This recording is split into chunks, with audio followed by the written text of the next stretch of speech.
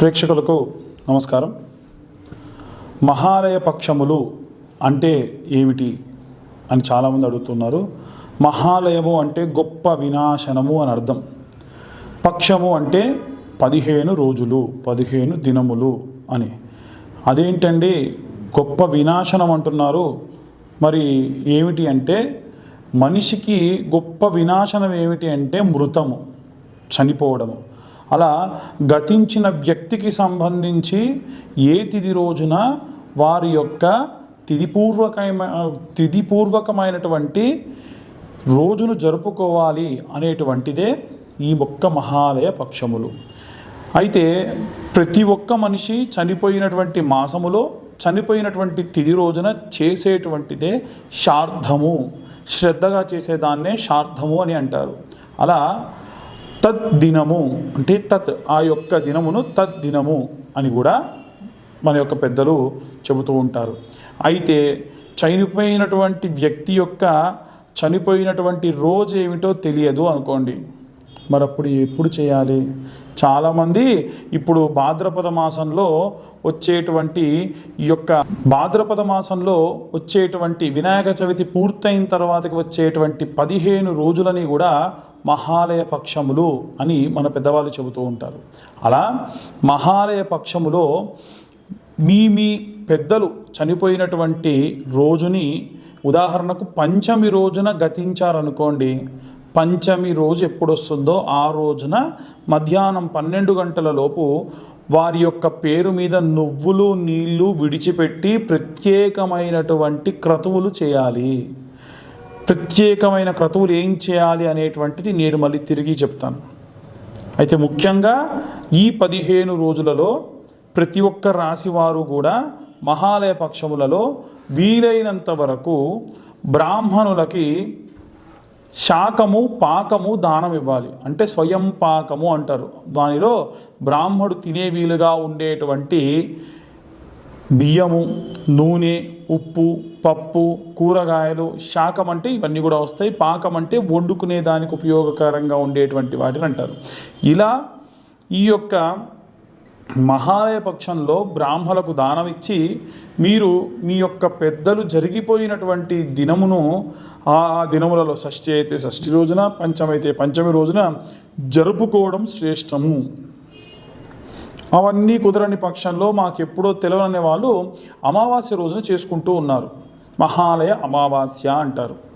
దాన్ని పితృపక్షం అంటారు, మహాలయ పక్షం అంటారు. కానీ మహాలయ పక్షంలో వచ్చేటువంటి అమావాస్య అత్యంత శ్రేష్టము. ఎందుకంటే అమావాస్య అంటేనే పూర్ణ తిథి. కాబట్టి ఆ పూర్ణ తిథి రోజున అందరూ కూడా మీ పెద్దలకు బియ్యాలు ఇచ్చుకోవడం సర్వసాధారణంగా జరిగేటువంటిది. కానీ అక్కడ జరిగిపోయినటువంటి ఆ యొక్క ఆత్మ ఏదైతే ఉంటుందో, నాకు ఏ తిథి రోజున చేస్తారు, ఆ తిథి రోజున గనక వీరు ఈ యొక్క పదార్థాలు ఏవైనా సరే నువ్వులు నీళ్ళు విడిచిపెడితే అత్యంత శ్రేష్టంగా అనుకుంటారట. కాబట్టి ఏం చేయాలి మనము? వీలైనంత వరకు వారి యొక్క తిథి ఏమిటో తెలుసుకొని ఆ తిథి రోజున మీరు బ్రాహ్మణులకి పుత్రము లేదా స్వయం పాకము దానం ఇవ్వచ్చు. ఇక మహాలయ పక్షంలో ఉండేటువంటి వాటికి సంబంధించి విషయాలన్నీ కూడా మనం తెలుసుకున్నాము.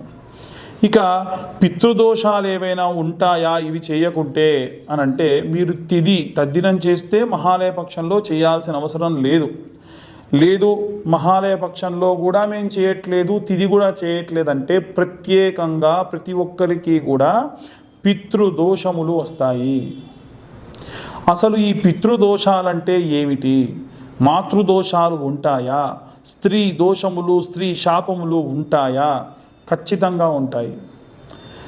ముఖ్యంగా మనం మొట్టమొదటిసారిగా పితృదోషాలంటే ఏమిటో చెప్పుకుందాము. పితృదోషాలనంటే ఇప్పుడు మీ నాన్నగారు వారి నాన్నగారికి లేదా వాళ్ళ తాతగారికి ఎటువంటి తిథులు చేయలేదు, నువ్వులు నీళ్ళు విడిచిపెట్టలేదు, ఏముందిలే అనుకునే వాళ్ళు కొంతమంది ఉంటారు.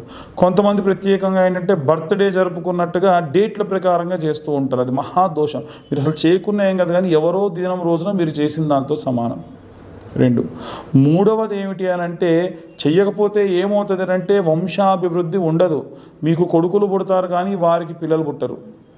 లేదా పుట్టేవారందరూ కూడా ఆడపిల్లలే పుడతారు. ఏమైందండి, ఆడపిల్లలు మాత్రం పిల్లలు కాదా, వాళ్ళు మా వంశం కాదా అనుకునే వాళ్ళు ఉంటారు. తప్పండి, ఆడపిల్లలు అందరూ కూడా మంచిదే. కానీ వారి యొక్క గోత్రము పేరును ముందుకు తీసుకెళ్లేవాడు మాత్రం ఉండడు అని నా ఉద్దేశం. ఆడపిల్లలు పుట్టాలి, మగపిల్లలు పుట్టాలి. అయితే ఇక్కడ ప్రత్యేకంగా చెప్పేటువంటిది ఏమిటంటే, మరి మగపిల్లలు పుట్టలేదు, అసలు ఆడపిల్లలు కూడా పుట్టకుండా చాలామంది ఇబ్బంది పడుతూ బాధపడుతూ అసలు పిల్లలే లేకుండా ఇబ్బంది పడుతూ ఉంటారు. పితృదోషాల్లో మొదటి కారణం ఇది. రెండవ కారణం ఏమిటంటే, వంశంలో ఉన్నవారిలో ఒక మనవడో మనవరాలో మంచివారు అనుకుంటామండి. కనీసం వారి తండ్రి చేయట్లేదు, నా మనవడన్నా నా కార్యక్రమాలు చేస్తాడేమో అని ఎదురు చూస్తుందంట ఆ ప్రేతం అక్కడ ఆత్మగా మారి. వారు కూడా చేయకపోతే ప్రత్యేకంగా వారిని గుర్తు చేసే విధంగా యాక్సిడెంట్లు జరగడం కానీ, ఏవైనా దెబ్బలు తగలడం కానీ చేస్తూ ఉంటారు. ఇది మన దగ్గరే కాదండి, టర్కిష్కి సంబంధించినటువంటి ప్రాంతాల్లో కూడా ఆ చనిపోయినటువంటి రోజును వారు ప్రత్యేకంగా జరుపుకుంటారు. వేరే వేరే పాశ్చాత్య దేశాల్లోనే వారిని స్మరిస్తూ ఎంతో కొంత చేస్తారు. మనది సనాతన ధార్మిక ధర్మం అండి. ఇంత సనాతన ధర్మం, వేరేవన్నీ మతములు, మనవి మతం కాదు, మనది ధర్మం. ఖచ్చితంగా పాటించవలసినటువంటి నియమములు ఇవన్నీ కూడా. కాబట్టి పితృదోషాలున్న వాళ్ళు ఇప్పటికైనా మహాలయ పక్షాల్లో నువ్వులు నీళ్ళు విడిచిపెట్టండి, మీ పెద్దలకు తర్పణాలు చెయ్యండి. ఇంకొకటి ఏమిటంటే, నారాయణ బలి పితృదోషాలకు సంబంధించి ప్రత్యేకంగా చేసేటువంటి శాంతి, అవి ఎక్కడ పడితే అక్కడ చెయ్యరు, చేయకూడదు. ఎక్కడ చేస్తారండి, గోకర్ణంలో చేస్తారు, అలాగే నాసిక్లో చేస్తారు, త్రయంబకేశ్వర్లో చేస్తారు, పళని కుక్కీ లాంటి ప్రదేశాల్లో కూడా ఈ మధ్య చేస్తున్నారని తెలిసింది. ఎలా చేస్తారంటే, ఒక మనిషి చనిపోతే ఒక ప్రేతాన్ని పాడె కట్టి శ్మశానానికి తీసుకువెళ్ళి ఆ యొక్క శ్మశానంలో కట్టెలపై పేర్చి కాల్చి చుట్టూ తిరిగి ఎలా అయితే మనం ఖననం చేస్తామో అలా ఒక చిన్న పిండి ముద్దను చేసి దాన్ని చేస్తారు. ఖచ్చితంగా ఇలా చేయించండి. అప్పుడే మీకు పిల్లలు లేని వాళ్ళకు పిల్లలు కలుగుతారు, వ్యాపార నష్టం వాళ్ళకి వ్యాపారాభివృద్ధి, ఎన్నో రకాలైనటువంటి జాతకాలు బాగున్నాయి, ధనము బాగుంది, అన్నీ బాగుంది, మాకు ఎందుకు ఇలా జరుగుతుందో తెలియనటువంటి వారందరికీ కూడా ఇది ప్రత్యేకమైనటువంటి రెమెడీ. మీకు ఇంకేమైనా సందేహాలు ఉంటే మా యొక్క టీం ద్వారా మమ్మల్ని కాంటాక్ట్ చేయండి. ఎక్కడ చేస్తారు, ఎలా చేస్తారు, ఎంత వీలైతే అంత తక్కువలో ఎలా చేస్తారు అన్నీ కూడా నేను మీకు సూచిస్తాను. ఇవి ప్రత్యేకంగా పితృదోషాలు. మాతృదోషాలు ఉండవండి. ఏ తల్లి పిల్లల్ని శపించదు. ఒక తల్లిని తీసుకెళ్ళి ఓల్డేజ్ హోమ్లో పెట్టినా నా పిల్లవాడు వస్తాడే అని ఎదురు చూస్తుందే కానీ నా కొడుకు రాలేదు అని శపించదు. బాధపడుతుంది, నా జాలి లేదా, అయ్యో ఎందుకు నా కొడుకు ఇలా చేశాడే, నేను నా మనవాళ్ళతో ఆడుకుంటే బాగుండు, నా మనవరాలతో ఆడుకుంటే బాగుండు అని బాధపడుతూ చనిపోతారు చూసారా, వారికి ఖచ్చితంగా స్త్రీ శాపము మాతృశాపంగా తగులుతుంది. కాబట్టి దయచేసి కన్న తల్లిని తండ్రిని తీసుకువెళ్ళి ఎక్కడో మీ చిన్నప్పుడు మిమ్మల్ని హాస్టల్లో పడేసినట్టు వాళ్ళని ఎక్కడో పడేసి రాకండి. వీలైతే మీరు మీ చేతులతో మీ కళ్ళతో వారిని జాగ్రత్తగా చూసుకోండి. రోజు వాళ్ళ పాదాలను స్పృశించండి. దానివల్ల ప్రత్యేకంగా స్త్రీ శాపములు కానీ మాతృశాపములు కానీ ఉండవు. ఇవాళ రేపు చాలామంది చేసేటువంటి స్త్రీ శాపాలు ఎలా వస్తాయంటే, మనకన్నా చిన్న వయస్కురాలు తను మీకు వరసకు మరదలో కోడలు అవ్వడము, లేదా మీ క్లాస్మేట్ అవ్వడము, మీ కింద పనిచేసే వారిని ఎక్కడ పడితే అక్కడ తాకడము, చనువుగా ఉంది కదా అని చేయడం, వారు మీ ముందు మీకు గౌరవం ఇచ్చి ఏమీ చేయలేక నవ్వుతూ ఉండొచ్చుగాక మనసులో మిమ్మల్ని శపిస్తారు. కాబట్టి ఆడవారిని ఎలా పడితే అలా ఒక ఆట బొమ్మలా అనుకొని ఎలా పడితే అలా మాట్లాడి, తన దుస్తుల గురించి మాట్లాడి, తన యొక్క అవయవాల గురించి మాట్లాడి ఇక్కడ పడితే అక్కడ తాకడము, అసలు వారి పర్మిషన్ లేకుండా వారికి సెకండ్లు కూడా ఇవ్వకూడదు. అలా చేసి ఏ స్త్రీ అయినా సరే మనసులో మిమ్మల్ని శపిస్తుందో దూషిస్తుందో, పొరపాటు అయిందమ్మా క్షమించన్న కనీసం ఒక మాట కూడా చెప్పకుండా ఏమవుతుందిలే ఈ యొక్క తుచ్చ స్త్రీ అని ఎవరైతే భావిస్తారో వారికి ఖచ్చితంగా స్త్రీ శాపం లభిస్తుంది.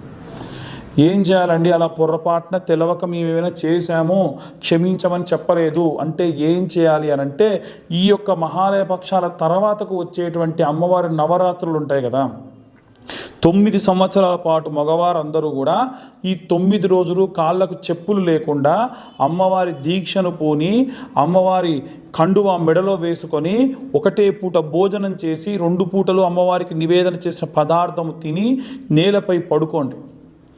ఇలా చేస్తే మీరు పొరపాటున తెలవక చేసిన దోషములు అమ్మవారు తీసేస్తారు. ఇవి ప్రత్యేకంగా స్త్రీ శాపములుగా మనం అభివర్ణిస్తూ ఉండొచ్చు. ఇంకా ఉన్నాయి, నేను మీకు కొద్దిపాటి మాత్రమే చెప్పాను, దానికి రెమెడీ మాత్రమే చెప్పాను.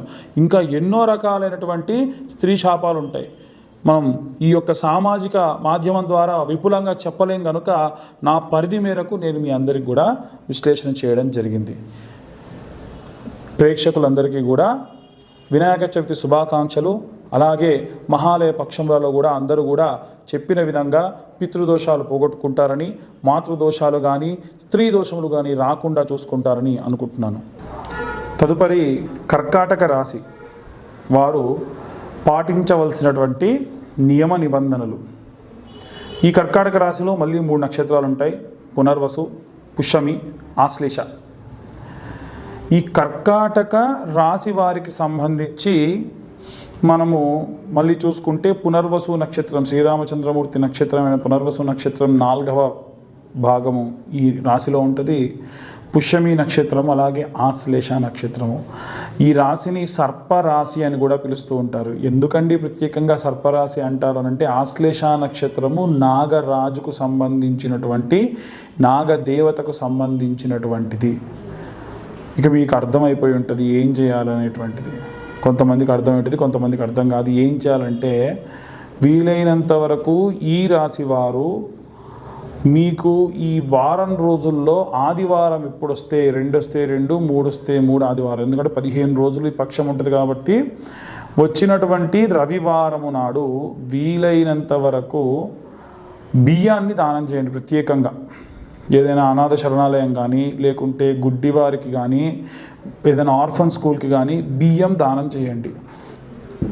బియ్యానికి దీనికి సంబంధం ఏమిటంటే, చంద్రుడు ఈ యొక్క రాశికి సంబంధించి అధిపతిగా ఉంటూ ఉంటాడు కాబట్టి చంద్రుడికి సంబంధించినటువంటి ఏ దోషములు రాకుండా మనసు ప్రశాంతంగా ఉండాలి అంటే, మహాలయ పక్షంలో ఆదివారం నాడు ఈ కర్కాటక రాశిలో ఉన్నవారు పుష్యమి నక్షత్రము, పునర్వసు నక్షత్రము, ఆశ్లేష నక్షత్రం వారు ప్రత్యేకంగా మీరు బియ్యం దానం చేయండి. మీకు తోచినంత కేజీ నుంచి 100 కేజీల వరకు మీ శక్తి, ఇంకెక్కువ చేస్తానో చేయండి.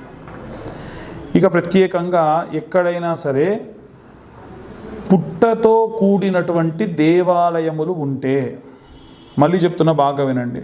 ఇప్పుడు రేణుకా ఎల్లమ్మ తల్లి దేవాలయం కానీ, మనకు మైసమ్మ తల్లి దేవాలయాలు కానీ, పోచమ్మ తల్లి దేవాలయాలు కానీ పుట్టగా వెలిసి ఉంటాయి. మీకు ఉదాహరణ కావాలంటే ఉస్మానియా క్యాంపస్లో ఉన్న రేణుకా ఎల్లమ్మ తల్లి గుడి ఉదాహరణ. అక్కడ పాలు పోయడానికి వాళ్ళు అనుమతిస్తూ ఉన్నారు. ఇక ముందు అది ఉండకపోవచ్చు, ఎందుకంటే పుట్టంతా కరిగిపోతుందని.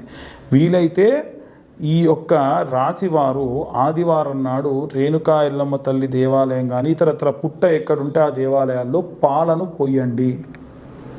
సైంటిఫిక్ రీజన్ కూడా ఏంటంటే, పాలు మన భూమిలో కొంత మేరకు ప్రతిరోజు కూడా చేరడం వల్ల భూమి సారవంతం అవుతుంది. వర్షం పడ్డప్పుడు ఎన్ని నీళ్ళు వీలైతే అన్ని నీళ్ళు తీసుకునే ప్రయత్నం చేస్తుంది, మనకు కరువు రాకుండా చేస్తుంది. ఒక సైంటిఫిక్ రీజన్ కూడా ఎక్కడో చదివాను. కాబట్టే మన దేవాలయాల్లో అభిషేకాలు చేస్తున్నప్పుడు కూడా నీళ్ళన్నీ కూడా సోమసూత్రం ద్వారా మన దేవాలయాల్లో ఉన్న భూమి లోపలికి వెళ్తుంది. వేరే చెట్లన్నీ కూడా పెరగడము కాస్త ఆలస్యంగా పెరగచ్చు. దేవాలయంలో చెట్లు తొందరగా పెరుగుతాయి. కారణం ఏంటంటే మనం చేసే అభిషేకం వల్ల. కాబట్టి ఈ యొక్క కర్కాటక రాశి వారందరూ కూడా ఈ ఎక్కడైతే పుట్టలు ఉంటాయో అక్కడ మీరు అభిషేకం చేయించండి. లేని పక్షంలో రుద్రాభిషేకం చేయిస్తూ శివుడికి అభిషేకం చేయించండి. అది కూడా ఈ యొక్క ఆదివారం నాడు. ఇంకొకటి ఏమిటంటే, ఆదివారం నాడు సాధారణంగా అందరూ కూడా మాంసభక్షణ చేస్తారు. ఎవ్వరూ కూడా ఆదివారం నాడు మాంసాన్ని తినకూడదు. ఎందుకంటే సూర్యాష్టకంలోనే చెప్పడం జరిగింది, స్త్రీ తైల మధుమాంసాని సంత్యజేద్యో రవేర్ధినే నవ్యాదీశోక దారిద్ర్యం సూర్యలోకం సగచ్చతే. అలా ఏదైనా సరే ఆడవారిని తాకినా, తలకు మీరు నూనె పెట్టుకున్నా, ఎవరైనా స్పృశించినా మీకు ఎవరైనా ఆడవారిని స్పృశించినా మధుమాంసములు భుజించినా మీకు ప్రత్యేకమైన దోషములు వస్తాయట.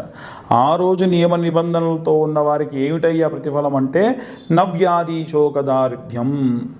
9 రకములైనటువంటి పాపములు చేయడం వల్ల నరకానికి వెళ్ళేవారు సైతం సూర్యలోకం సగచ్చతే, సూర్యలోక ప్రాప్తి కలుగుతుంది అని చెప్పడం జరిగింది. కాబట్టి ఆదివారం నాడు వీలైతే కర్కాటక రాశి వారు ఈ నియమాన్ని పాటించండి. అలాగే అమావాస్య నాడు బ్రాహ్మణులకి ఈ యొక్క పొత్తర్లు స్వయంపాకం అనేటువంటిది మీ పెద్దల పేరు మీద దానం చేయండి. వారికి ఇష్టమైనటువంటి, మీ పెద్దలకు ఇష్టమైనటువంటి పదార్థాన్ని వారి తిథి రోజున, అష్టమైతే అష్టమి, నవమైతే నవమి, దశమైతే దశమి రోజున పదార్థాన్ని చేసి గిన్నెలో ఉంచి మీరు డాబా పైన దేవుడికి పెట్టండి, ఆ వారికి పితృదేవతలకు పెట్టండి. ప్రత్యేకమైనటువంటి ప్రతిఫలం దక్కుతుంది. ఇది కర్కాటక రాశి వారు ఈ మహాలయ పక్షములో పాటించవలసినటువంటి ప్రత్యేక నియమ నిబంధనలు. స్వస్తి. జై శ్రీరామ్.